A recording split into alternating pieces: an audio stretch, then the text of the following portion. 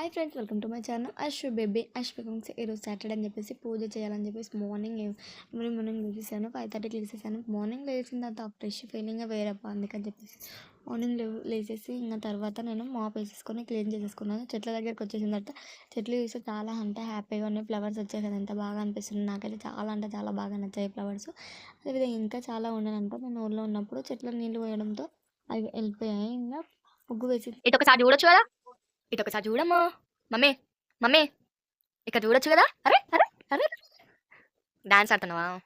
ఉం? ఏం డాన్స్ ఆడుతున్నావు? చెప్పొచ్చు కదా మాకు కూడా ఒకసారి. అయ్యా అరే అరే అరే ఒకసారి ఇక్కడ చూసి హాయ్ చెప్పొచ్చు కదా. నమస్తే పెడుతున్నావా?